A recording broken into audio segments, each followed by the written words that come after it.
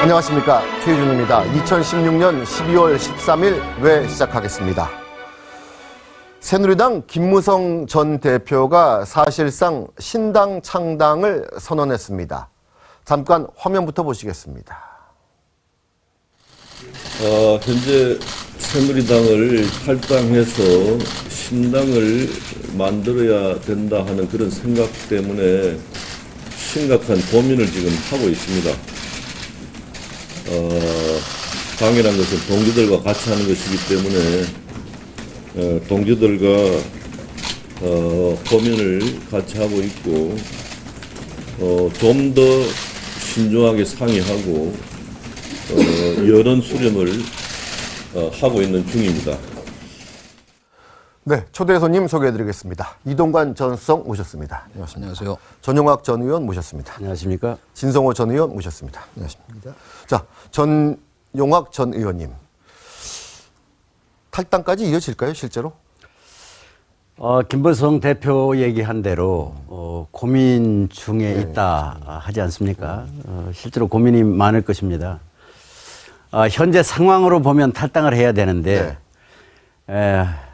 김무성 전 대표 정도의 정치인이 탈당과 신당 창당을 선언하려면 고려해야 할 요소가 많습니다. 우선 실제로 창당을 할 만한 동력이 있는지 그런 조직과 자금과 이런 것이 준비가 됐는지 하고 무엇보다도 김무성 대표 입장에서는 그 점이 고민일 겁니다. 제가 보기에는 이 상황은 이 친박과 함께 할 수 없는 상황으로 스스로 내몰려 있습니다만 그러나 국민들, 특히 새누리당 지지자들한테 내가 신당을 창당하겠다 하는 분명한, 그래서 무엇을 하겠다 하는 메시지가 분명치 않습니다. 지지자들 입장에서 보면 탈당해서 신당해서 뭘 할 건데 이런 물음이 가능합니다. 거기에 대해서 김무성 대표가 제가 보기에는 아직 분명하게 피부에 와닿게 그들을 설명할 수 있고 설득할 수 있는 메시지가 없다, 이렇게 생각합니다. 그걸 준비해야 되겠죠. 예. 자, 그렇다면 탈당할 것이다 하면은 몇 명이나 같이 갈 것이다, 간단히 답을 해주시면 어떻게 대답하시겠어요? 글쎄 예측하기는 쉽지 않습니다만 좀 일정 기간, 한 일주일, 열흘 정도 시간을 더 볼 것 같고요.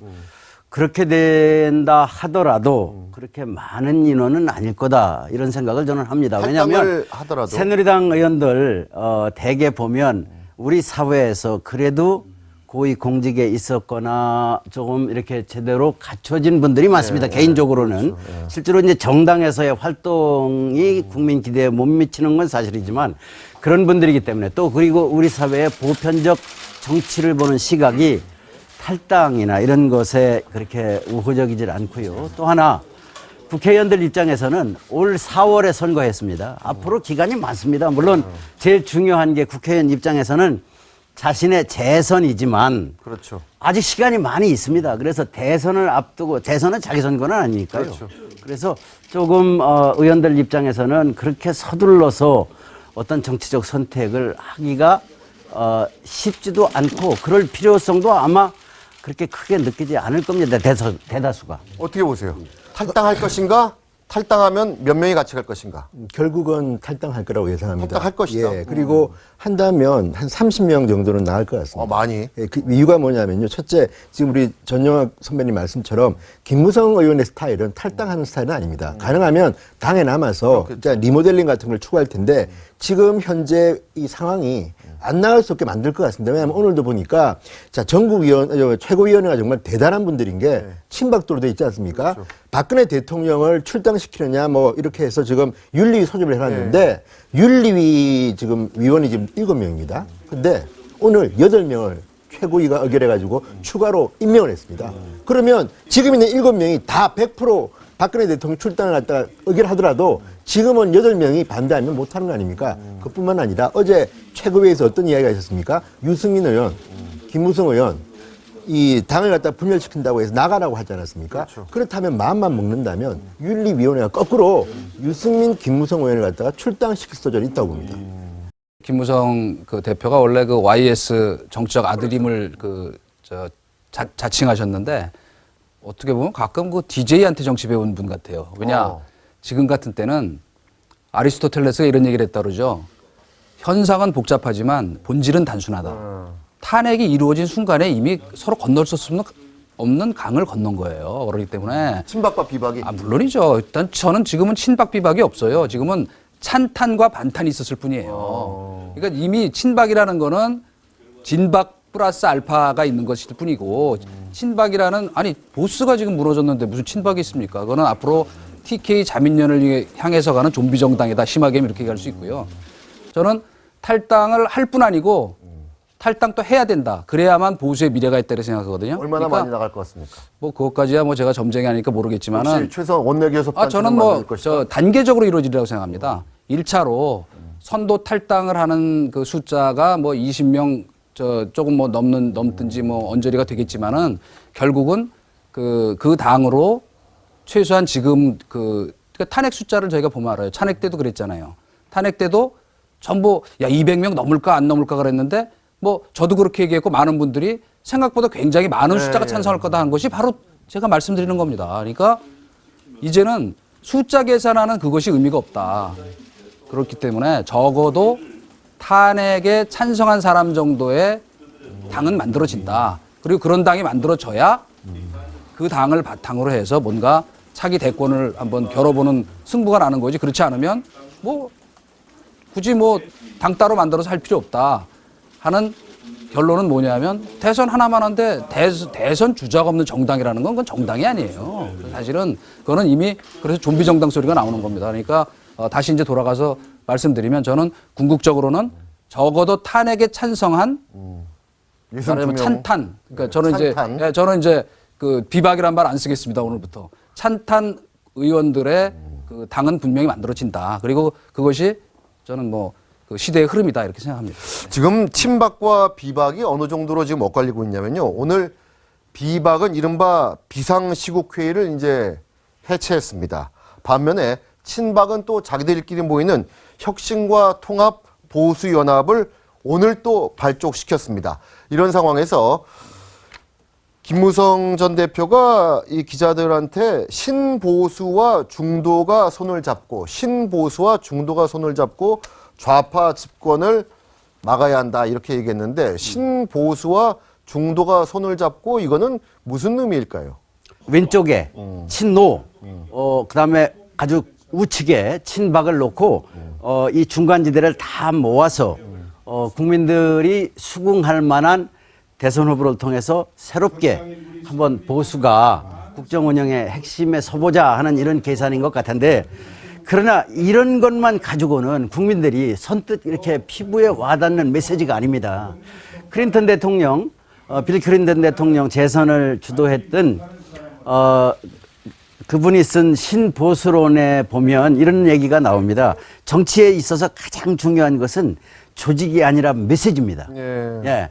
조직보다 메시지다, 돈보다 이벤트다. 이제 이렇게 선거운동에 관해서 얘기를 하는데 그러려면 김무성 대표나 이 제3시대를 하는 분들이 개헌이면 개헌, 정치개혁이면 정치개혁, 뭔가 우리 사회 전반의 경제, 사회 개혁에 대한 분명한 메시지와 프로그램과 비전이 나와야 국민들의 시선을 끌 수 있다는 점에서 앞으로 갈 길이 참으로 지난하다 이렇게 보고 제가 정치 일선에서 벗어나 있습니다만 많은 우리 새누리당 지지자들을 만나면 이 사태를 참으로 걱정합니다. 그렇죠. 분열돼서는 우리의 희망이 없는데 이렇게 하는데 정말 이거를 어떻게 분열의 느낌이 없이 분열을 통하더라도 다시 결합할 수 있는 이런 여지를 가지고 움직일 수 있을까 저도 고민이 깊습니다. 알겠습니다. 앞으로 일정을 좀 간단히 좀 살펴보면요. 좀 보여주시죠.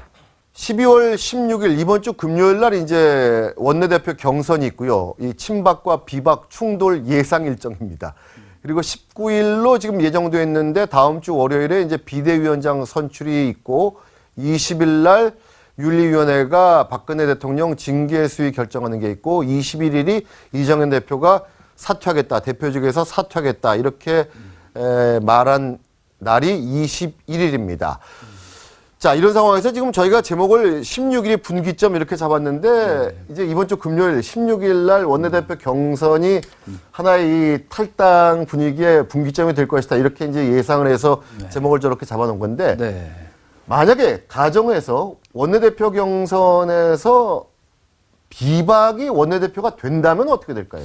그 별로 그럴 가능성이 많지 않아 보이는데요. 우선은 아, 현실적으로 예, 많지 우선은 않다. 자, 지금, 우리 지금 새누리당 개파별 의원 숫자 한번 좀 보여주시죠. 예. 친박이 저희가 뭐 분류를 해보니까 58명이고 비박이 42명 그리고 이제 중도가 28명 이래서 친박이 58명 비박과 중도를 합치면은 70명이 돼요. 그렇죠. 전체 128명 중에. 그럼에도 불구하고 비박이 원내대표 될 가능성은 아니 이제 왜냐하면 그 아까 저희가 모두의 그 현상은 복잡하지만 본질은 간단하다고 말씀드린 걸 네. 다시 제가 되풀이하면은 네.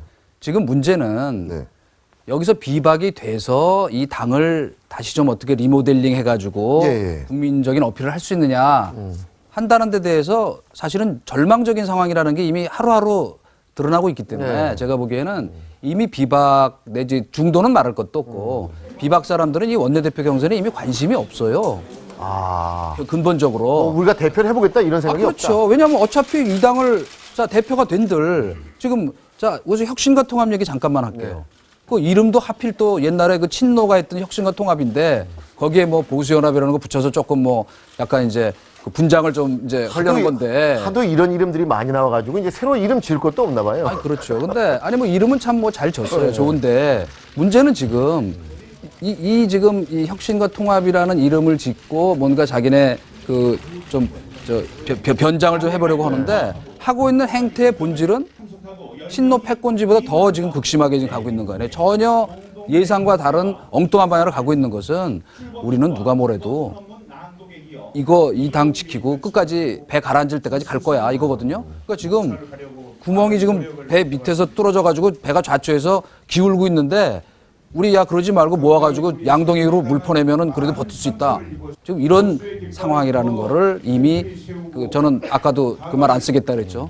그 반탄 쪽에 섰던 사람들이 이미 다 심각하게 인식하고 있거든요. 그렇기 때문에 갈라서는 것은 이미 저는 컨베이어 벨트에 올라가 있는 것인데 시간과 순서가 좀 달라질 뿐이기 때문에 요번에 뭐 그 16일 날 예.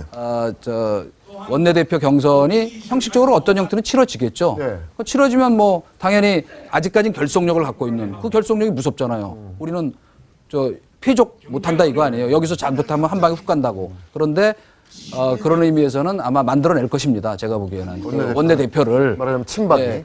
그러니까 지금이라도 빨리 그 처절한 반성을 해야 되는데 지금 처절한 저항을 하고 있더라고요. 그러니까 아마도 막 그런 그 길로 이미 서서히 가고 있는데 그렇기 때문에 저는 16일 날 그 원내대표 경선은 이 분당이라는 흐름을 멈추거나 하는데 별로 큰 의미가 없을 것이다 이렇게 근데 생각합니다. 원내대표를 한번 적극적으로 해서 원내대표를 비박계가 차지하면 상황이 좀 바뀔 수도 있는 거 아닌가 싶은 생각도 드는데 어떻습니까? 물론 원내대표의 역할과 기능이 아주 중요한 건 사실입니다만은 그러나 저는 이동관 수석에게 전적으로 공감합니다. 그리고 비박에서 원내대표에게 큰 관심을 가지고 있지도 않고 실제로 원내대표 누가 된다 한들 비박이 된다고 하더라도 특별히 여기서 당을 추스리고 전국을 주도해서 어쨌든 지금 현재로서는 제1당입니다. 1당이고 집권 당의 성격을 뭐 완전히 없어졌다고 할 수는 없는데 역할을 하기가 쉽지가 않습니다. 예. 자, 이런 상황에서 지금 새누리당 내 우리가 흔히 얘기하는 친박과 비박의 갈등은 이제 분당의 수준으로까지 좀 치닫고 있고 이제 야당 쪽으로 좀 눈을 돌려보겠습니다. 민주당에서도 이 탄핵안 가결 때문에 잠복해 있던 이제 갈등이 표출되기 시작하고 있습니다. 화면 좀 보여주시죠. 전해철 민주당 최고위원이 친문의 핵심이죠. 의원들의 지도부 공격을 원내대표가 제어하지 못한다. 이러면서 우상호 민주당 원내대표를 정면으로 공격했고 여기에 맞서서 우상호 원내대표는 의원들의 의총 발언을 내가 원내대표가 어떻게 막냐 이러면서 고성이 오갔습니다. 민주당은 지금 강온파 간의 충돌인데 입장 차이가 상당히 많습니다. 이것도 화면 좀 보여주시죠. 사드 배치 반대 모호성 견지, 그다음에 박 대통령 거취와 관련해서도 즉각 퇴진, 탄핵 심판 절차 존중, 개헌 시기는 개헌 반대 논의는 좀 시작해보자, 탄핵 후 촛불 민심 반영 방안, 그리고 국무총리 거취도 조금씩 강경파와 온건파의 입장이 다릅니다. 자, 민주당 내 상황은 갈등이 앞으로 새누리당처럼 뭐 분당으로까지 상황으로까지 치닫지는 않을 것 같습니다만은 안에서의 싸움이 또 만만치 않을 것 같아요. 뭐 분당으로 치닫지 않을 거라는 거는 정권 잡을 가능성이 눈앞에 때문에. 보이니까 안 흐트러지는 거죠. 솔직히 말하면 그 뒤에 그 감정적 앙금이나 갈등이라는 거는 이쪽보다 더하면 더했지 덜하지 않거든요. 뭐냐 하면 딱 절묘한 게 뭐냐 지금 강경파 지금 전해철 의원 아까 발언 나왔죠? 그 사람들이 혁신과 통합이에요, 다. 그렇죠. 옛날에 이었었어요, 2011년에. 그래갖고 합쳐서 결국 그 당시 손학규 대표하고 그렇죠. 경선에서 저 모바일 정당 만들어서 엎어가지고 결국 지난 대선에서 저 하여튼 뭐 많이 득표했죠, 그래도. 그 사람들이거든요. 그런데 이제 지금 이 벌어지고 있는 갈등이 이제 아마 점점 더 그 대선에 가까이 갈수록 또 설사 정권을 잡더라도 크게 그 불거질 가능성이 저는 크다. 지금 친박, 비박, 아니 찬탄, 반탄 세력이 싸우는 것처럼.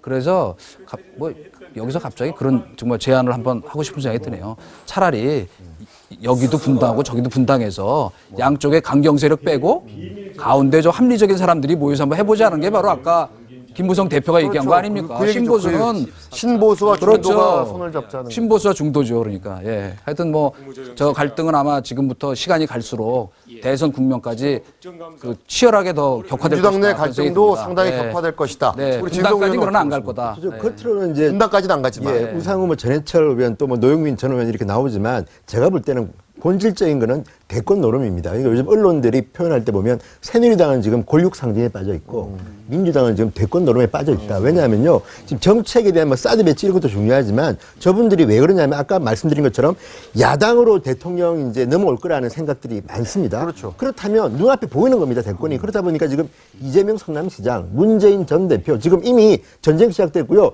안희정 지사까지 이제 가담한 거 아닙니까? 그 와중에 또 하나의 카드가 뭐냐면 국민의당입니다. 국민의당이 얼마 전에 비판한 걸 보면 민주당 할 말이 없습니다. 어떻게 비판했냐면요. 자, 경제 사령탑을 놓고 자, 유일호냐 아니면 임종용이냐 아니면 새로운 카드냐를 갖다가 의원총회를 통해서 토론을 했는데 민주당이 결론을 못 냈습니다. 그러니까 지금 당신들한테 수권 정당이라고 가장하고 기회를 줬는데도 아무런 결론 못 내는 정당. 누가 그러면 국민들이 대통령 선거에서 그쪽에 표를 주겠습니까? 그런 갈등이 시작되는데도 지금 왜 그러면 민주당은 저렇게 분열되느냐? 문재인이냐 아니냐로 저는 봅니다. 지금 어쨌든 간에 문재인 전 대표는 뭐 비판도 좀 많이 받지만 제가 볼 때는 가장 유력한 대통령 후보입니다. 그렇다면 문재인 후보에 경쟁할 만한 이재명 시장이 등장한 겁니다. 이분이 볼 때는 잘하면 결선 투표하고 하면 나도 될 수 있다는 거 아닙니까? 그러면 이분을 이용하면 또 뭐 저평가 우량주의 분들이 좀 있습니다. 김부겸, 안희정 뭐 이런 분들. 제가 볼 때는 리더로서는 굉장히 훌륭한 분인데 기회가 없는 거 아닙니까? 그래서 저는 민주당의 이 경쟁은 내년에 경선 룰이 있긴 하지만 내년에 그 경선 룰은 못 씁니다. 왜? 정상적인 그 대통령 선거를 하면 그 경선 룰이 유효하지만 제가 볼 때는 아마 벚꽃 선거할 수도 있고요. 여름에 할 수도 있습니다. 그렇다고 하면 경선 룰을 새로 만들어야 되는데 지금처럼 하면 문재인 전 대표가 너무나도 유리한 거 아닙니까? 그래서 제가 볼 때는 당이 붕괴는 안 되겠으나 거의 분당 수준의 내부 혈투가 벌어질 것이다. 이런 점에서는 민주당도 지금 안심할 때는 아닌 것 같습니다. 민주당도 지금 제가 볼 때는 서로 이제 글러브를 끼고 링 위로 이제 올라가기 시작하는 거예요. 양쪽 선수가.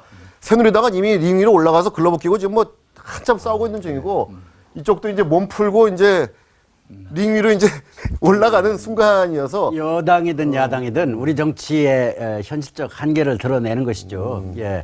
이것이 어떤 정확한 정책과 노선과 그렇죠. 이념을 둘러싼 어떤 이 세력 간의 경쟁이 아니고 사람의 친소를 중심으로 이렇게 계파가 형성이 되고 그게 발전해 왔다 보니까 이제 친문이냐 그다음에 비문이냐 이제 대결인데 다만 저는 민주당은 이동관 수석도 말씀하셨다시피 지금 집권의 가능성이 매우 높은 상황이고 그다음에 추미애 대표는 이제 뭐 문재인 전 대표의 대리인 역할을 하지만 어쨌든 이번 탄핵 정국이나 여기에서 탄핵을 가결시킴으로 해서 지금 어쨌든 힘을 좀 받고 있는 상황입니다. 그렇죠. 그래서 지도부가 힘을 받고 있는 상황이기 때문에 이런 정도의 갈등이나 노선의 뭐 대립은 얼마든지 민주당은 이거를 잘 관리하고 수습해 나갈 거다 이렇게 보고 사실 민주당이 됐든 새누리당이 됐든 어떤 대선 후보 경선이 치열한 것은 뭐 나쁠 건 없습니다. 그렇죠. 국민들 보기에도. 그래서 이제 원하는 건 모두 그래도 게임의 룰과 우리 정치의 수준을 끌어올리는 이런 국민들 보기에 페어플레이 하는 모습을 가져줬으면 좋겠다 이렇게 하고요. 알겠습니다. 이렇게 민주당이죠. 민주당 내에서의 싸움이 격해지는 와중에 같은 야권인 민주당과 국민의당과의 이 감정 싸움도 지금 또 서서히 격해지고 있습니다. 민주당이 국민의당을 겨냥해서 야권 통합의 대상이다. 이렇게 이제 말을 했고 또 오늘 또 이런 일이 있었습니다. 노영민 전 의원이 이 탄핵 정국에서 박지원 원내대표가 국무총리에 관심이 있었다. 이렇게 또 폭로 아닌 폭로라니까 박지원 의원이 발끈해가지고 문재인 전 대표가 내가 총리 가는 거 반대하지 않겠다. 이렇게 또 나한테 말했다. 이것도 폭로한 거죠. 이런 정말 뭐 추한 싸움으로 지금 가고 있는데 그러면서 박지원 의원은 이런 얘기까지 했습니다. 노영민 전 의원에 대해서 국회에서 책 장사나 하던 사람이 이런 짓을 하다면서 맹비난을 했는데 이게 지금 뭐 저희가 지금 제목에 써놨으면 만인에 대한 투쟁이에요 지금. 지금 노영민 의원 때문에 저도 벼락 맞았잖아요. 출판 기념회를 잡아놨는데 이틀 전에 저게 터지는 바람에 당에서 저도 그냥 책값만 받고 나눠주려고 그랬거든요. 일체 못하게 하는 바람에 그냥 하마터면 쫄딱 망할 뻔했는데 그래도 겨우 그냥 책 팔아서 그냥 버텼습니다. 자, 여기서 하나 우리가 주목해 봐야 될 게 민주당이 국민의당을 야권 통합의 대상으로 이제 거론하기 시작한 거예요. 예. 그러면은 민주당은 벌써 이제 다음 대선을 후보 단일화를 이제 발동을 걸기 시작한 것으로 볼 수도 있는데 예. 저는 여기서 어느 정도 압력이 가해질 것으로 보고 이번 대선도 그럼 결국 또 후보 단일화 이거에 야권은 그냥 매달려가지고 계속 그것만 주거니 받거니 할 걸로 보십니까? 어떻게 보십니까? 그러니까 여기서 우리가 주의해야 될 것은 숫자입니다, 숫자. 지금 이제 민주당이 이렇게 세게 나오는 이유 중에 하나는 지지율입니다. 지금 안철수 의원의 지지율이 상당히 낮습니다. 그렇죠. 그러니까 과거에 4년 전으로 돌아가면요. 2012년만 해도 안철수 후보가 당시 더 셌습니다. 그래서 단일화가 힘들었는데 지금 이렇게 민주당이 세게 나오는 건 숫자의 힘입니다. 지금 어쨌든 뭐 여론조사마다 좀 다르긴 하지만 문재인 전 대표는 1등 정도 나오고요. 그다음 이재명 시장이 뭐 2, 3등 합니다. 합치면 또 그 뭐 어마어마한 거 아닙니까? 게다가 반기문 이제 사무총장은 무소속으로 좀 돼 있는데도 거의 1등 아니면 2등이 나옵니다. 그렇다면 숫자의 힘인 게 아까 우리 새누리당이 뭐 분열 이야기하자면 제가 볼 때는 그 분열이 보수의 분열이 안 되는 이유가 뭐냐면요. 지금 새누리당에 강한 친박 후보가 있으면 이게 분열이 되는데 만약에 대통령 선거를 내년에 하고 벚꽃 선거를 칩시다. 자, 문재인 전 대표가 나오고 안철수 의원이 나오고 반기문 총장이 나오고 또 뭐 제4의 누구 하나 유력한 뭐 이재명 시장이 무소속 나올 수도 있고 한다고 칩시다. 그러면 사람들은 보수 세력은 누군가를 투표하겠죠. 그렇죠. 제가 볼 때는 오히려 문재인과 안철수가 연합하는 것보다는 반기문과 안철수가 연합하는 것이 더 저는 합리적일 수 있다고 보는 게 지금 국민의당은요 옛날에 그 안철수와 문재인의 그때하고 다릅니다. 제가 볼 때 박지원 이제 원내대표는 굉장히 합리적인 야당을 지금 하고 있습니다. 그리고 안보라든지 이런 면면 등을 보면요 이분이 경제민주화 하는 거 봤습니까? 이야기하는 거 봤습니까? 그래서 저는 만약에 내년에 판이 크게 되면 민주당은 지금 국민의당을 흡수하고 싶겠지요. 그래서 이런 말을 퍼뜨리고 심지어는 뭐 새누리당과 국민의당이 합한다는 이야기까지 지금 누군가는 하고 있는데 이런 때 국민의당은 발끈하겠죠. 그렇다면 제가 볼 때는 내년 대통령 선거는 지금은 탄핵 정국이기 때문에 박근혜 대통령으로 말미암아 보수세력이 뭐 숨지고 있지만 알 수 없는 건데 저는 오히려 빨리 탄핵 절차를 진행해야 되는 이유 중에 하나가 제발 박근혜 대통령과 친박 세력은 좀 잊어주시고 진짜 보수 있다는 걸 국민들이 알아야지 내년에서 공정한 투표가 이루어지는 거 아닙니까? 그래서 저는 지금 민주당이 이렇게 마치 대통령 선거를 될 것이냐 국민의당을 갖다가 뭐 흡수하겠다 이런 말을 하는 순간 있잖아요.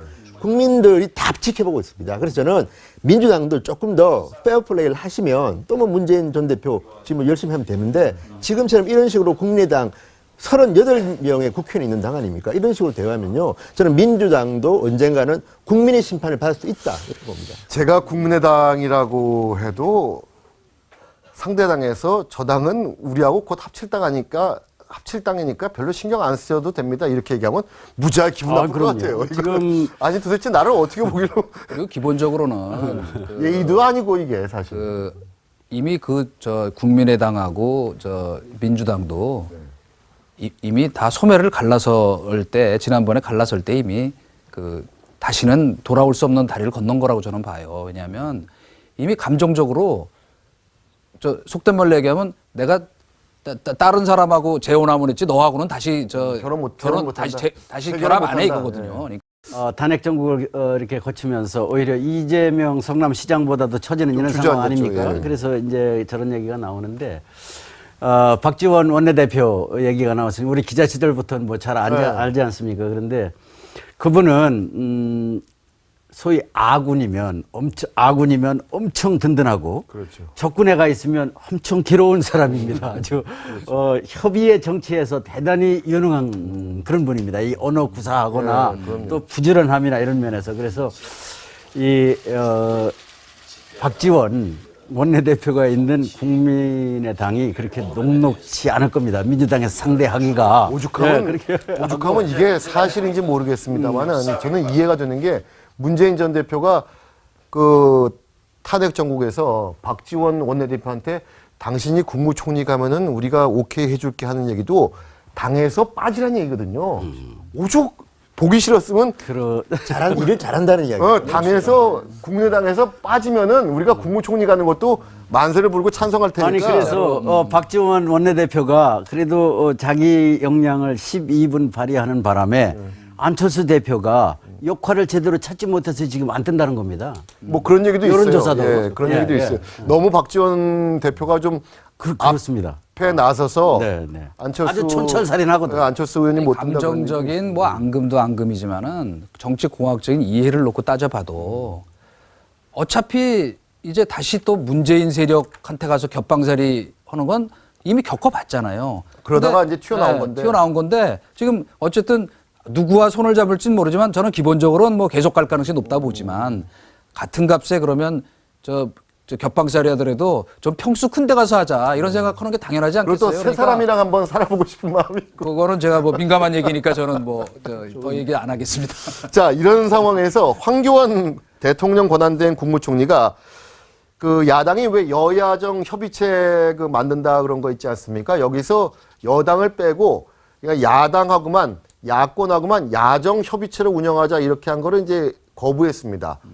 이 거부한 건 일단 잘한 거로 보십니까? 아니 그거는 좀 논리적으로 앞뒤가 안 맞죠. 야정 협의체라는 게 지금 무슨 그러니까요. 그 뭐하러 협의합니까? 협의 하나마나 뻔한 건데. 그러니까 그거는 모양도 안 맞는 당연한 규결이라고 봐요.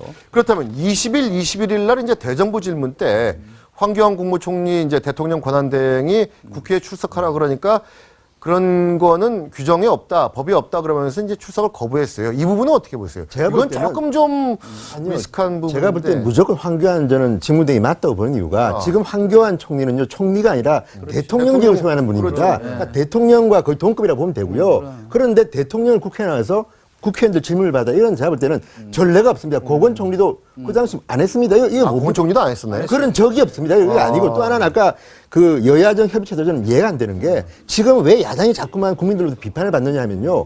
헌법이나 법을 어기기 때문입니다. 지금 국회와 정부는요, 기본적으로 협의 안 하고 만들어 놓은 겁니다, 헌법에서. 그런데 문제는 저는 왜 그러면 국회와 정부가 다르게 협의해야 되냐면 일단 대통령이 정지가 된 거 아닙니까, 직무가. 그러면 지금 황교안 총리는 직무대행이지만 당적이 없는 분입니다. 그렇다면 여당도 좀 애매하긴 합니다. 제가 볼 때는 법적으로는 여전히 새누리당이 여당이라고 보지만 애매한 상태니까 이왕이면 같이 만나서 협의한다 좋은 일 아닙니까? 게다가 거기에는 또한 뭐가 있냐면 추미애 대표가 황교안 총리를 인정한 겁니다.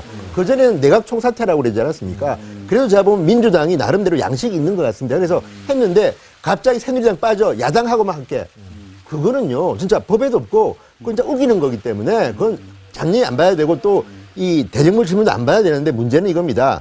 지금 민주당이 집권하는 방법은 국민들한테 안정감을 주는 겁니다. 그렇죠. 지금 그런데 민주당은 계속해서 법도 없고 전례도 없는 걸 요구하기 때문에 내년 대통령 선거를 점점 더 어렵게 만드는 게 제가 볼 때는 이런 분들이라고 봅니다. 그러니까 야정 협의체 구성하자는 거에 대해서 황교안 권한대행이 거부한 것은 잘했다는 게 대체적인 의견인 것 그렇습니다. 같고. 야정 협의체를 거부한 것은 잘하신 일 같은데 대정부 질문에 황교안 총리가 나가지 않기로 한 부분은 저는 잘못됐다고 봅니다. 저는 진성호 의원과 좀 생각을 달리 하는데요.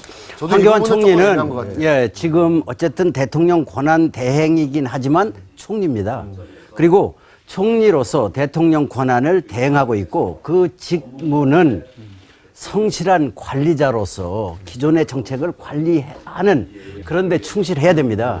우리 헌법에서 이제 개헌 얘기가 나올 때 제왕적 대통령제를 개선하자, 권한을 좀 분산하자 하는 얘기 중에는 작은 거지만 이런 대목이 있습니다. 현행 헌법에 대통령은 국회에 출석해서 발언할 수 있는 권리는 있습니다. 그러나 국회에서 대통령한테 출석을 요구할 수 있는 근거가 없어요, 헌법에.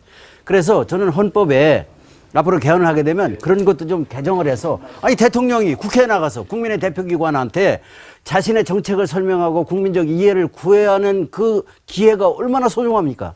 저는 그래서 황교안 권한대행께서 이번에 국회에 나가셔서 이 예정돼 있는 새해 이제 예산안의 집행이나 여러 가지 지금 야당에서 문제를 삼고 있는 박근혜 정부의 정책이나 이런 부분에 관해서 대통령 권한 대행으로서의 설명도 좀 하고 할 부분은 하고 국민도 이해를 얻고 야당과 국민을 안심시키고 하는 이런 설명을 자연스럽게 할 수 있는 기회로 활용해야 된다 이렇게 생각하기 때문에 앞으로 개헌을 하면 대통령이 나가서 지금 국회 대정부 질문 보면은요 정치 1, 2 아니 정치 그다음에 경제 1, 2 외교안보 통일 뭐 사회 이렇게 하는데 맨 마지막 날 종합해가지고 대통령한테 국회의원들이 좀 묻는 이런 모습을 갖추면 대리인이, 저 국무총리는 대통령 대리인 아닙니까? 그런 사람한테 듣는 것이 아니라 대통령이 직접 설명을 하고 또 대통령도 야당 의원들 쓴소리를 좀 들어야 합니다. 그리고 이 자꾸 대통령들이 기자회견을 안 하고 말이죠. 성명서 낭독하고 들어가고 하는데 기자들로부터 쓴소리를 좀 아주 어려운 질문을 받는 것 그것만 해도요 대통령 생각을 많이 좀 바꿀 수 있습니다. 그래서 저는 나가야 된다고 생각합니다. 저도 반론 안 할 수가 없는데요. 반론을 해야 됩니다. 이건 왜냐하면 짧게 할게요. 일단 헌법을 고치지 않으면 지금 저는 전영학 전 의원님의 말씀에 공감한 부분이 많으나 헌법을 고치지 않으면 이건 안 됩니다. 왜냐하면 대한민국은요 오연내학제 국가가 아닙니다. 그러려면 헌법을 바꿔서 그렇게 하면 총리가 설명하면 되는 거지만 지금 대통령제 국가에서 그렇게 삼권 분립을 한 이유는 그런 건데 지금 제가 볼 때는 황교안 총리가 총리긴 하지만 지금은 총리가 아니라 대통령입니다 사실상. 그러니까 지금 그렇다면 국회에 벌려 나오는 거는요 말이 안 되고 또 하나 그러면 유일호 경제부총리가 총리 대행으로서 하는 건 저는 맞다고 보지만 대통령 직무대행을 하는 사람이 국회에 늘 외가 나와 있다는 거는요 제가 볼 때 이거는 헌법 제가 알고 있는 헌법 지식으로는 이건 아니라고 봅니다. 그러니까 아닙니다. 지금, 헌법에 대통령은 본인이 나가서 발언할 수 있는 게 헌법에 보장돼 있어요. 그러나 다만 국회가 대정부 질문에 아니 대통령에서 그러니까 요구할 수는 기본적으로 없는 거지. 국회가 예. 불러서 대통령 보고 대정부 좀 나와보시오. 그렇게 할 수는 이렇게는 없지만 할수 없게 대통령이 돼 있는 나가겠다 건데 하면 할 수 있는 이 겁니다. 대정부 질문 같은 경우는 기본적으로 국회가 대통령을 이제 부르는 형식이 되니까 나갈 수 없다는 게 지금 현행 법인데 아니 그래요 그거는 그 뭐 헌법 우리 헌법이 지금 규정하고 있는 대통령 책임제에 저게 안 맞는 거예요. 왜냐하면 무슨 뭐 대통령이 나가서 하면 좋죠. 그러니까 시정연설도 하고 미국 같은 연도교수도 발표하고 기자회견하고 하는 대통령이 것이지만 원할 때 대통령은 국회에 책임을 지는 사람이 아닙니다. 그거는 일본 같으면요 뭐 아예 저 NHK에서 하루 종일 중계방송 하잖아요. 총리가 나와서 그건 내각 책임제니까 그렇게 하는 거고 대통령을 대행해서 각 부를 통할하는 장관들은 국회와 밀접한 협의 아래 일을 진행해야 되기 때문에 나가서 답변하고 추궁당하는 게 맞지만 대통령에 대한 추궁은 직접 국회의원들이 질의하면서 아니 입장을 설명하기 위해서만 가는 게 아니잖아요. 대통령 부르는 거는 잘못된 거 따지겠다는 거 아닙니까?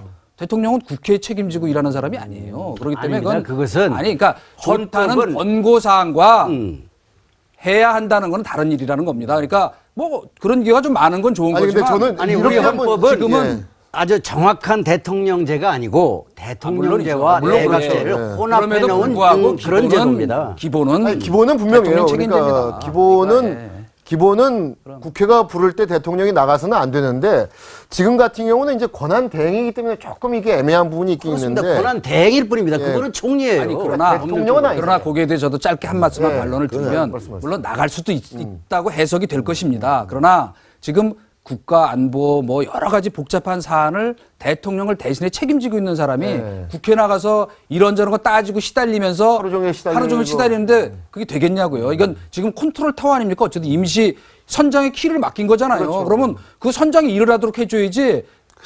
뭐 갑판장 기관장 불러서 하는 거기에다가 너 당신도 와서 좀 얘기해봐. 이거는 알겠습니다. 정신없어갖고 만약에 키 놓치면 어떡할 거예요? 알겠습니다. 일단 이 야정 협의체를 구성하자는 걸 황교안 권한대행이 거부한 것은 공통적으로 그건 잘했다는 의견이고요. 단 국회의 대정부 질문 때 대통령 권한대행으로서 나가서 국회의원들한테 질문을 받는 게 과연 옳으냐 이 부분은 의견들이 조금씩 다릅니다.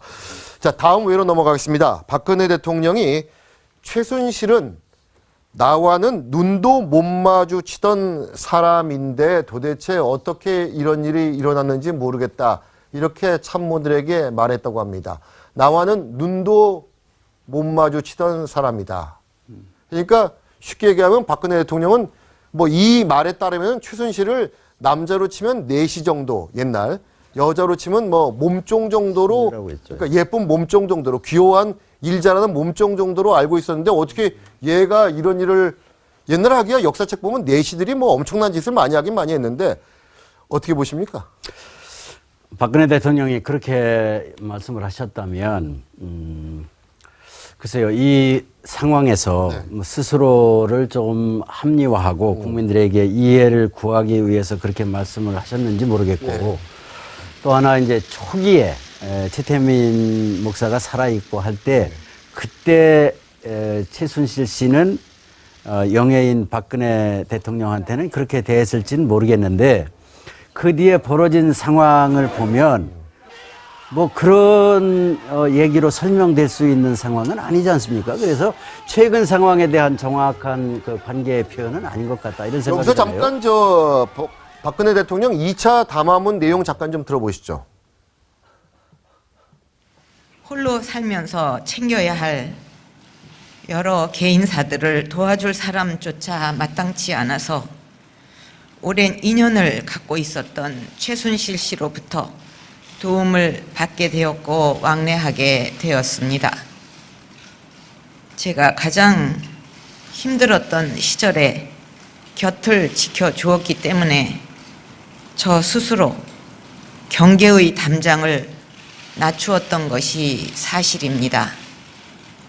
돌이켜보니 개인적 인연을 믿고 제대로 살피지 못한 나머지 주변 사람들에게 엄격하지 못한 결과가 되고 말았습니다.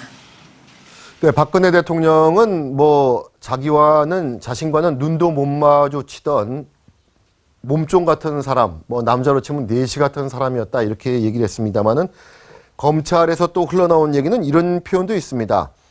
남편 역할을 한 게 최순실이고 아내 역할을 한 게 박근혜 대통령이고 사촌 형들 역할을 한 게 문고리 3인방이고 모든 거에 해결사 역할을 한 게 우병우 전 민정수석이다. 이런 지금 두 개의 크게 보면 이제 설이 있는데 어떻게 보세요? 방금 그 남편이라는 그 표현은 이제 검찰 관계자로 되어 있기 때문에 익명이기 때문에 제가 그 정도까지는 생각지는 않습니다. 그리고 아까 박근혜 대통령 말씀 들으면 좀 짠하기도 합니다. 그럼에도 불구하고 지금까지 드러난 공소장과 검찰에서 나온 발언들을 보면요. 적어도 신현 아닙니다. TV조선은 얼마 전에 뭐 특종으로 박근혜 대통령이 그 측근한테 최순실 씨는 시녀 같았던 사람이라고 이야기했다는데 시녀가 될 수가 없다고 보는 이유가 자, 조리장의 증언을 보면요. 자, 최순실 씨는 일요일마다 청와대에 들어와서 문고리 3인방이 부릅니다. 자기가 회의를 주재합니다. 그리고 심지어는 이제 그 이 말을 갖다 그 다음 날 대통령이 수석회의나 국무회의에서 말을 합니다. 그대로. 실제 그 증거를 보면 정호성 전 비서관의 녹취록을 보면요. 대통령한테 최순실이 지시를 합니다. 내일 모레 국무회의 해라. 국무회의 합니다. 그리고 이런 말을 해라. 그대로 시행했다고 지금 이야기가 되고 있습니다. 그렇다면 최순실 씨는 신년은 적어도 아니고 매주 일요일마다 회의를 했다는 거는 상황 노릇을 한 겁니다.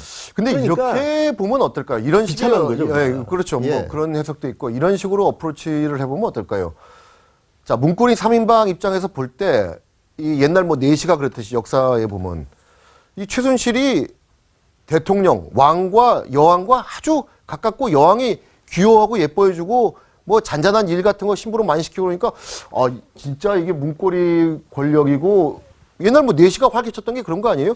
그래서 문고리 3인방이 대통령도 모르게 최순실한테 딱 붙어가지고 다 해먹었다, 해쳐먹었다. 그건 아니죠. 그거는 확실하게 아니라고 제가 단정할 수 있는 게, 자, 정호선 정비서관의 핸드폰 때문입니다. 아내가 이제 갖고 있었다는 그 핸드폰에 보면 박근혜 대통령의 육성들이 그렇게 많이 들어가 있습니다. 그 중에 하나가 뭐냐면 최 선생님께 컨펌하셨나요? 이게 처음에는 나왔다가 또 아니라고 보냈지만 이번에 또 발표한 걸 보면 선생님이라는 표현을 쓴 건 맞는 것 같고 늘 물어봅니다. 그리고 어떤 부분은 공개는 안 됐으나 검사들이 듣기에는 대통령이 무능하다고 느낄 정도로 최순실한테 의존했다는 것들이 녹음으로 되어 있는 겁니다. 자, 이게 공개될지는 모르지만 그게 지난번 시간에 제가 좀 외람되지만 그 국가 지도자는 인문학적 소양이 있어야 된다는 얘기를 한 이유가 뭐냐면 다 역사책에 써 있는 얘기거든요. 권력은 어디에서 오는 것인가 하는 것만 알면 저런 말 할 수가 없습니다. 왜 맞아요. 이런 엄청난 그 국정 파탄 상황이 왔는지를 그 근본적 원인을 모르는 거예요. 근데 사실은요, 이거 좀 부끄러운 말씀이지만 저희 조그만 조직에서 뭐 이래 봐도 금방 압니다. 누가 저랑 가깝다 그러면 사람들이 연탄가스 스며들듯이 거기 와서 그 사람한테 그러니까 제 얘기가 그 얘기예요. 그런 거예요. 그러면 반드시 어떻게 되냐면 박정희 대통령 그렇게 했어요. 항상 견제하고 감시시키고 어떤 놈이 죄송합니다. 이거 저 비속을 써서 어떤 사람이 자기를 팔아서 전횡이나 그 횡포를 부리지 못하도록 했는데도 말년에 이 양반이 약간 그 저 어두워지니까 그런 비극적 사태가 왔잖아요. 그걸 자기가 뼈저리게 느끼고도 다 원래 자기 눈에는 제가 거창하게 얘기하면 수석 비서관도 몸종입니다. 그렇죠. 그러나 그렇죠. 예. 전문성을 갖도록 하고 부여해주고 장관도 심지어 전에 제가 기억나는 장관한테 직접 들은 겁니다. 대통령 입장에서 보면 장관도 발톱에 떼다 그러더라고요. 왜? 네. 그러니까 저 전화로도 아니고 지나가다가 라디오 방송 듣고 해임되는 경우가 있잖아요. 네. 그게 바로 권력인 겁니다. 그런데 그거 주변에서 대통령을 에워싸고 그 사람을 통하지 않으면 통화가 안 돼? 그거는요 엄청난 권력입니다. 대통령의 버금가는 권력이라는 걸 그 역사책에 다 써 있는 거를 모르고 이제 와서 최순실은 눈도 못 마주쳤던 사람이다. 그러니까 이런 일이 왔구나 하는 거를 다시 한번 거꾸로 그러니까 절감하게 만드네요. 박근혜 대통령의 저 말 자체가 그게 바로 혼군이에요. 혼군. 예, 면책이 되는 혼군 건- 암군이 바로 그거라고. 예, 면책이 되는 건 아닌 건 분명합니다. 어쨌든 그래도 한번 도대체 짠하네요. 뭔지 한번 다뤄봤습니다. 미국 대선 과정에서 위키리크스가 민주당 전국위원회 이메일 4만 4천 건과 힐러리 후보 선거운동 본부장이었던 존 포데스타의 이메일을 해킹했다면서 폭로한 적이 있습니다. 기억하실 겁니다. 그런데 이 과정에 미국 대선에 개입하려는 러시아 정부의 지원을 받은 해커들이 관여돼 있다. 이런 의혹이 제기돼서 미국 정가가 지금 아주 시끄럽습니다. 오바마 대통령뿐 아니라 트럼프 대통령 당선자와 같은 당인 공화당의 상하원 지도부까지도 이건 심각한 문제라면서 러시아의 미국 대선 개입 여부에 대한 수사를 촉구하고 나섰습니다. 워터게이트 사건보다 더 심각한 스캔들로 번질 수 있다. 이런 예상도 나옵니다. 어쩐 일인지 이 트럼프 당선자는 당선된 이후에 러시아와 그리고 또 푸틴 대통령에게 지속적으로 우호적인 제스처를 취해왔습니다. 반면에 중국한테는 왜 미국이 하나의 중국이라는 중국 정부가 세운 원칙에 얽매여야 하냐면서 37년 만에 두 나라 간의 외교 그 대원칙을 파기할 뜻까지 시사했습니다. 중국이 가장 아파하는 부분을 건드린 것이고 당연히 중국은 지금 강력히 반발하고 있는데 이미 트럼프 당선자는 단교 후에 37년 만에 처음으로 타이완 총통과 전화 통화까지 한 적이 있습니다. 이 19세기에 말이죠. 백인들 사이에서는 중국 황색인종을 경계하자는 황화론이라는 게 있었는데 이 황화론을 토대로 러시아를 자기 편으로 만들고 이 뻗어나오는 중국을 강력히 견제하겠다는 정말 깊고 큰 뜻이 있는 건지 아니면 럭비공 같은 어쩌면 뭐 기존의 국제 정치 문법에 어색한 정치 문외한의 돌발적인 행동인지는 좀 더 지켜볼 일입니다. 하여튼 트럼프는 정말 트럼프인 것 같습니다. 뭔가 다릅니다. 이 북한 문제도 어떻게 접근하고 풀어나갈지 지금까지의 미국 정부와는 상당히 다를 것 같습니다. 걱정도 되고 기대도 됩니다. 오늘 외는 여기까지 하겠습니다. 오늘 세 분 말씀 잘 들었습니다. 고맙습니다. 안녕하십니까. 최희준입니다. 2016년 12월 13일 외 시작하겠습니다. 새누리당 김무성 전 대표가 사실상 신당 창당을 선언했습니다. 잠깐 화면부터 보시겠습니다. 현재 새누리당을 탈당해서 신당을 만들어야 된다 하는 그런 생각 때문에 심각한 고민을 지금 하고 있습니다. 당이란 것은 동지들과 같이 하는 것이기 때문에 동지들과 고민을 같이 하고 있고 좀 더 신중하게 상의하고 여론 수렴을 하고 있는 중입니다. 네, 초대 손님 소개해드리겠습니다. 이동관 전 수석 모셨습니다. 안녕하세요. 전용학 전 의원 모셨습니다. 안녕하십니까? 진성호 전 의원 모셨습니다. 안녕하십니까. 자, 전용학 전 의원님. 탈당까지 이어질까요, 실제로? 김무성 대표 얘기한 대로 고민 중에 있다 하지 않습니까? 실제로 고민이 많을 것입니다. 현재 상황으로 보면 탈당을 해야 되는데 김무성 전 대표 정도의 정치인이 탈당과 신당 창당을 선언하려면 고려해야 할 요소가 많습니다. 우선 실제로 창당을 할 만한 동력이 있는지 그런 조직과 자금과 이런 것이 준비가 됐는지 하고 무엇보다도 김무성 대표 입장에서는 그 점이 고민일 겁니다. 제가 보기에는 이 상황은 이 친박과 함께 할 수 없는 상황으로 스스로 내몰려 있습니다만 그러나 국민들 특히 새누리당 지지자들한테 내가 신당을 창당하겠다 하는 분명한 그래서 무엇을 하겠다 하는 메시지가 분명치 않습니다.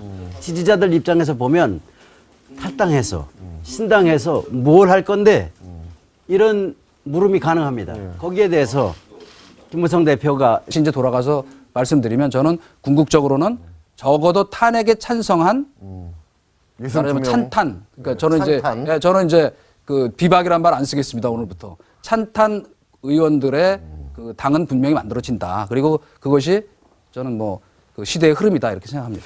지금 친박과 비박이 어느 정도로 지금 엇갈리고 있냐면요. 오늘 비박은 이른바 비상시국회의를 이제 해체했습니다. 반면에 친박은 또 자기들끼리 모이는 혁신과 통합 보수연합을 오늘 또 발족시켰습니다. 이런 상황에서 김무성 전 대표가 이 기자들한테 신보수와 중도가 손을 잡고 좌파 집권을 막아야 한다 이렇게 얘기했는데 신보수와 중도가 손을 잡고 이거는 무슨 의미일까요? 왼쪽에 친노, 그다음에 아주 우측에 친박을 놓고 이 중간지대를 다 모아서 국민들이 수긍할 만한 대선 후보를 통해서 새롭게 한번 보수가 국정 운영의 핵심에 서보자 하는 이런 계산인 것 같은데 그러나 이런 것만 가지고는 국민들이 선뜻 이렇게 피부에 와닿는 메시지가 아닙니다. 클린턴 대통령, 빌 클린턴 대통령 재선을 주도했던 그분이 쓴 신보수론에 보면 이런 얘기가 나옵니다. 정치에 있어서 가장 중요한 것은 조직이 아니라 메시지입니다. 조직보다 메시지다, 돈보다 이벤트다. 이제 이렇게 선거운동에 관해서 얘기를 하는데 그러려면 김무성 대표나 이 제3시대를 하는 분들이 개헌이면 개헌, 정치개혁이면 정치개혁, 뭔가 우리 사회 전반의 경제, 사회 개혁에 대한 분명한 메시지와 프로그램과 비전이 나와야 국민들의 시선을 끌 수 있다는 점에서 앞으로 갈 길이 참으로 지난하다 이렇게 보고, 제가 정치 일선에서 벗어나 있습니다만 많은 우리 새누리당 지지자들을 만나면 이 사태를 참으로 걱정합니다. 그렇죠. 분열돼서는 우리의 희망이 없는데 이렇게 하는데, 정말 이거를 어떻게 분야도 지금은 8명이 반대하면 못하는 거 아닙니까? 그뿐만 아니라 어제 최고위에서 어떤 이야기가 있었습니까? 유승민 의원, 김무성 의원, 이 당을 갖다 분열시킨다고 해서 나가라고 하지 않았습니까? 그렇다면 마음만 먹는다면 윤리위원회가 거꾸로 유승민, 김무성 의원을 갖다가 출당시킬 소절이 있다고 봅니다. 김무성 그 대표가 원래 그 YS 정치적 아드림을 자칭하셨는데, 어떻게 보면 가끔 그 DJ한테 정치 배운 분 같아요. 왜냐, 지금 같은 때는 아리스토텔레스가 이런 얘기를 했다 그러죠. 현상은 복잡하지만 본질은 단순하다. 탄핵이 이루어진 순간에 이미 서로 건널 수 없는 강을 건넌 거예요. 그렇기 때문에 친박과 비박이. 물론이죠. 일단 저는 지금은 친박 비박이 없어요. 지금은 찬탄과 반탄이 있었을 뿐이에요. 그러니까 이미 친박이라는 거는 진박 플러스 알파가 있는 것일 뿐이고, 친박이라는, 아니 보스가 지금 무너졌는데 무슨 친박이 있습니까? 그거는 앞으로 TK 자민련을 향해서 가는 좀비 정당이다, 심하게 이렇게 얘기할 수 있고요. 저는 탈당을 할 뿐 아니고 탈당도 해야 된다. 그래야만 보수의 미래가 있다고 생각하거든요. 얼마나 그러니까 많이 나갈 것 같습니까? 뭐 그것까지야 뭐 제가 점쟁이 아니니까 모르겠지만은, 혹시 최소한 원내교섭 저는 뭐 단계적으로 이루어지리라고 생각합니다. 1차로 선도 탈당을 하는 그 숫자가 뭐 20명 조금 뭐 넘든지 뭐 언저리가 되겠지만은, 결국은 그 당으로 최소한 지금 그러니까 탄핵 숫자를 저희가 보면 알아요. 탄핵 때도 그랬잖아요. 탄핵 때도 전부 200명 넘을까 안 넘을까 그랬는데, 뭐 저도 그렇게 얘기했고 많은 분들이 생각보다 굉장히 많은 숫자가 찬성할 거다 하는 것이 바로 제가 말씀드리는 겁니다. 그러니까 이제는 숫자 계산하는 그것이 의미가 없다. 그렇기 때문에 적어도 탄핵에 찬성한 사람 정도의 당은 만들어진다. 그리고 그런 당이 만들어져야 그 당을 바탕으로 해서 뭔가 차기 대권을 한번 겨뤄보는 승부가 나는 거지. 그렇지 않으면 뭐 굳이 뭐 당 따로 만들어서 할 필요 없다 하는 결론은 뭐냐면, 대선 하나만 한데 대선 주자가 없는 정당이라는 건 그건 정당이 아니에요. 사실은 그거는 이미 그래서 좀비 정당 소리가 나오는 겁니다. 그러니까 다시 분열의 느낌이 없이 분열을 통하더라도 다시 결합할 수 있는 이런 여지를 가지고 움직일 수 있을까, 저도 고민이 깊습니다. 알겠습니다. 앞으로 일정을 좀 간단히 좀 살펴보면요. 좀 보여주시죠. 12월 16일 이번 주 금요일 날 이제 원내대표 경선이 있고요. 이 친박과 비박 충돌 예상 일정입니다.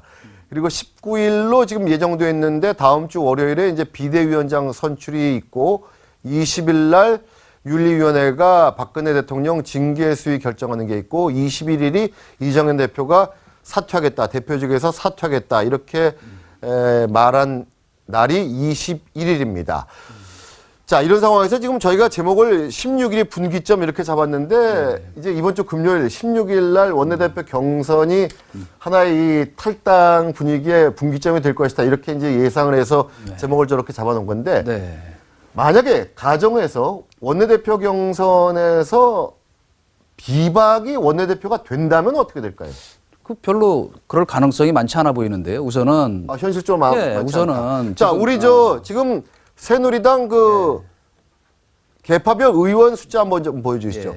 친박이 저희가 뭐 분류를 해보니까 58명이고 비박이 42명, 그리고 이제 중도가 28명, 이래서 친박이 58명, 비박과 중도를 합치면은 70명이 돼요. 그렇죠. 전체 128명 중에. 그럼에도 불구하고 비박이 원내대표 될 가능성은? 아니죠. 왜냐하면 아까 저희가 모두의 그 현상은 복잡하지만 본질은 간단하다고 말씀드린 걸 다시 제가 되풀이하면은, 지금 문제는 여기서 비박이 돼서 이 당을 다시 좀 어떻게 리모델링 해가지고 국민적인 어필을 할 수 있느냐 한다는 데 대해서 사실은 절망적인 상황이라는 게 이미 하루하루 드러나고 있기 때문에 제가 보기에는 이미 비박 내지 중도는 말할 것도 없고 비박 사람들은 이 원내대표 경선에 이미 관심이 없어요.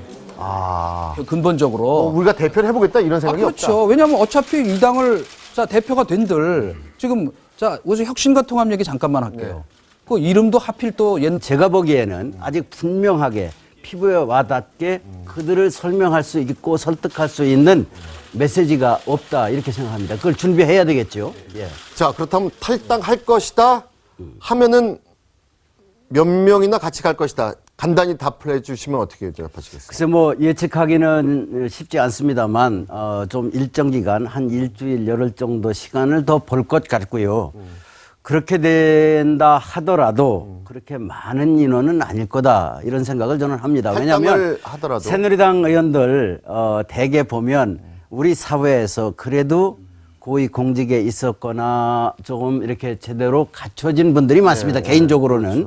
실제로 이제 정당에서의 활동이 국민 기대에 못 미치는 건 사실이지만 그런 분들이기 때문에 또 그리고 우리 사회의 보편적 정치를 보는 시각이 탈당이나 이런 것에 그렇게 우호적이질 않고요. 또 하나 국회의원들 입장에서는 올 4월에 선거했습니다. 앞으로 기간이 많습니다. 물론 제일 중요한 게 국회의원 입장에서는 자신의 재선이지만 그렇죠. 아직 시간이 많이 있습니다. 그래서 대선을 앞두고 대선은 자기 선거는 아니니까요. 그렇죠. 그래서 조금 의원들 입장에서는 그렇게 서둘러서 어떤 정치적 선택을 하기가 쉽지도 않고 그럴 필요성도 아마 그렇게 크게 느끼지 않을 겁니다. 대다수가. 어떻게 보세요? 탈당할 것인가? 탈당하면 몇 명이 같이 갈 것인가? 결국은 탈당할 거라고 예상합니다. 탈당할 것이다. 예, 그리고 한다면 한 30명 정도는 나을 것 같습니다. 많이. 예, 그 이유가 뭐냐면요. 첫째, 지금 우리 전영학 선배님 말씀처럼 김무성 의원의 스타일은 탈당하는 스타일은 아닙니다. 가능하면 당에 남아서 진짜 리모델링 같은 걸 추구할 텐데 지금 현재 이 상황이 안 나갈 수 없게 만들 것 같습니다. 왜냐하면 오늘도 보니까 자 최고위원회가 정말 대단한 분들인 게 친박도로 돼 있지 않습니까? 박근혜 대통령을 출당시키느냐 뭐 이렇게 해서 지금 윤리위 소집을 해놨는데 윤리위 지금 위원이 지금 7명입니다. 근데 오늘 8명을 최고위가 의결해가지고 추가로 임명을 했습니다. 그러면 지금 있는 7명이 다 100% 박근혜 대통령 출당을 갖다가 의결하더라고요.